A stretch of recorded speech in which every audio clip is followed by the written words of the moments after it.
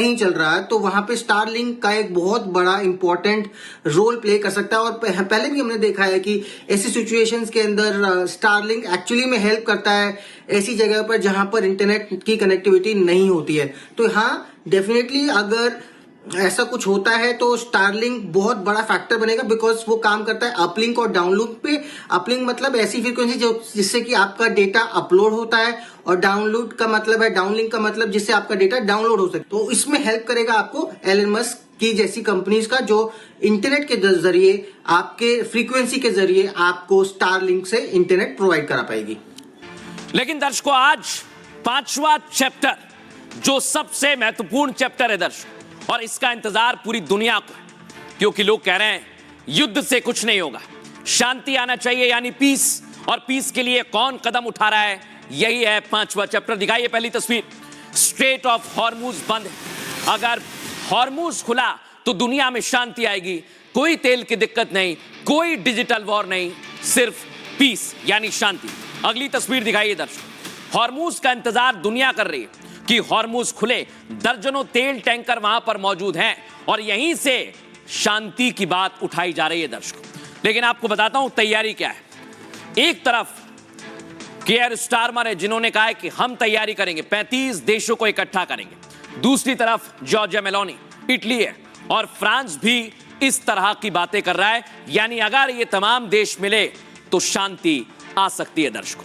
लेकिन मैं आपको बताता हूं, स्ट्रेट ऑफ हॉर्मुज जो इस समय गले की हड्डी बन गया है डोनाल्ड ट्रंप के लिए, और इसलिए युद्ध खत्म नहीं हो रहा है दर्शकों। यानी स्ट्रेट ऑफ हॉर्मुज 33 दिन से बंद है, और ईरान ने हॉर्मुज को ब्लॉक कर दिया है। यहां से इक्का दुक्का तेल टैंकर निकल रहे हैं। हालांकि ईरान इससे बार बार इनकार भी करता है। उसका कहना है कि अमेरिका इजराइल के लिए बंद है, या जो देश इनका समर्थन करते हैं उनके लिए हॉर्मुज बंद है। लेकिन सवाल ये, क्या ईरान हॉर्मुज को ब्लॉक कर सकता है? अगर ईरान ऐसा नहीं कर सकता तो फिर ब्लॉक क्यों कर रखा है दर्शकों? दरअसल युद्ध के शुरुआती दिनों में दुनिया ने दखल से परहेज किया, और शुरुआती दिनों में भारत समेत सभी देशों ने डिप्लोमेटिक कोशिश की, क्योंकि उन्हें लगा कि युद्ध थमेगा तो स्थिति खुद सामान्य हो जाएगी। लेकिन ना तो अब युद्ध रुक रहा है और ना स्थिति सामान्य हो रही है। ऐसे में हॉर्मुज स्ट्रेट खुलवाने की पहल शुरू हो गई दर्शकों। पहली, लंदन में 35 देशों की बैठक होने जा रही है। आपको बताएं, सैन्य और कूटनीतिक तरीके से विचार किया जाएगा।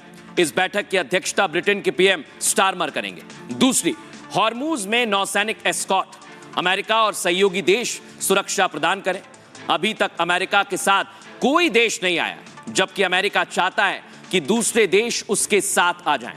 तीसरा विकल्प, संयुक्त राष्ट्र का दखल।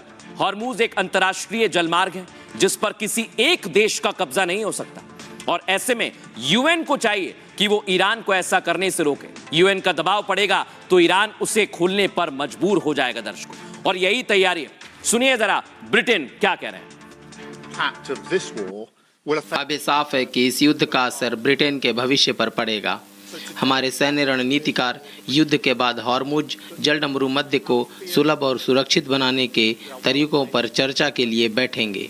ब्रिटेन को अब हॉर्मुज के बारे में खुलकर बात करनी होगी। मैं जानता हूं कि ये आसान नहीं है। आने वाले दिन मुश्किल भरे हैं। जो हालात हैं उससे आगे क्या होगा कहना मुश्किल है। मैं ये भरोसा दिलाता हूं कि मैं वो सब करूंगा जिसमें हमारे हित होंगे। ये समय बेहद अनिश्चितता वाला है। हम इसका मुकाबला करेंगे, इससे बाहर निकलेंगे। लेकिन दर्शकों, इधर तमाम तैयारी की जा रही है, और अब बात करेंगे दर्शकों स्ट्रेट ऑफ हॉर्मुज खुलवाने के लिए कदम उठाएं। और इधर मिडिल ईस्ट युद्ध का 33वां दिन, हमले लगातार किए जा रहे हैं। मूव कीजिए दर्शकों इसे, क्योंकि ये जो तस्वीर है दर्शकों, लोगों के बीच पहुंच गए मसूद पेजेश्किन। ये इस ओर इशारा करता है कि ईरान अब जा रहा है शांति के रास्ते पर। क्या वाकई शांति होगी दर्शकों? अगली तस्वीर दिखाइए। संयुक्त राष्ट्र पहुंच गया ईरान, यानी अब ईरान का रुख थोड़ा नरम पड़ रहा है दर्शकों, और यही है पीस एफर्ट, शांति की ओर इशारा किया जा रहा है। अगली तस्वीर दिखाइए। और ये यूएन में दर्शकों एक चिट्ठी भी गई है, यूएनएससी को चिट्ठी लिखी गई है, और मिडिल ईस्ट के देशों ने चिट्ठी लिखी है। अगर इस पर काम हुआ दर्शकों तो फिर दुनिया में शांति आ जाएगी। और ये आपको बता रहे हैं अभी इस समय दुनिया में शांति की ही बात की जा रही है। एक जानकारी और आपको दे दें, सऊदी अरब, यूएई, कतर और कुवैत, इनको बहुत नुकसान हो रहा है और ये देश भी चाहते हैं कि अब दुनिया में शांति आ जाए।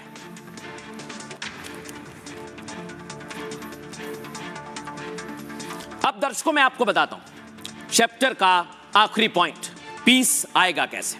आइए जरा आपको समझाते हैं। दुनिया में शांति के लिए यूएन सबसे बड़ा मंच है दर्शकों, और संयुक्त राष्ट्र की पहल से ही युद्ध रोका जा सकता है, लेकिन यूएन ने अब तक इसकी कोई पहल नहीं की है।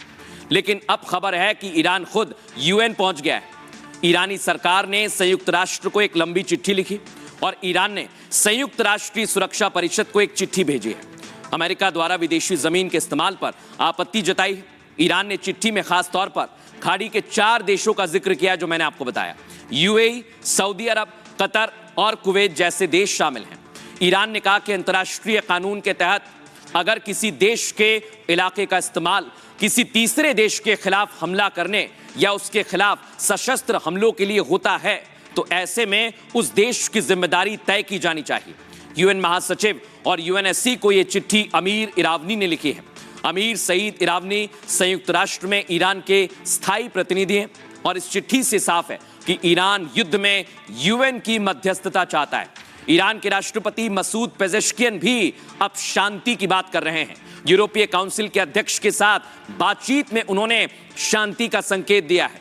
शांति का दूसरा रास्ता मध्यस्थता है दर्शकों, लेकिन सवाल यह कि मध्यस्थता करेगा कौन, क्योंकि इसके लिए भरोसा होना बहुत जरूरी है।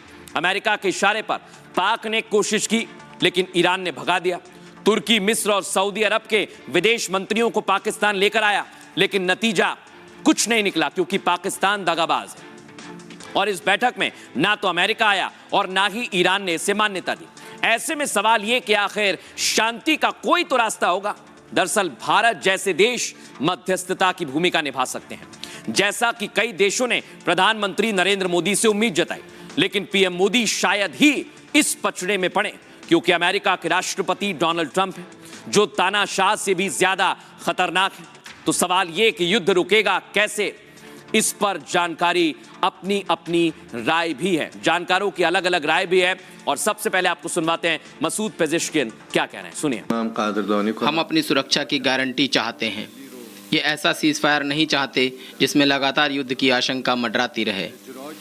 हम जंग रोकने के लिए ऐसी गारंटी चाहते हैं जो इस तरह के हमले को दोबारा होने से रोकने का रास्ता तैयार करें।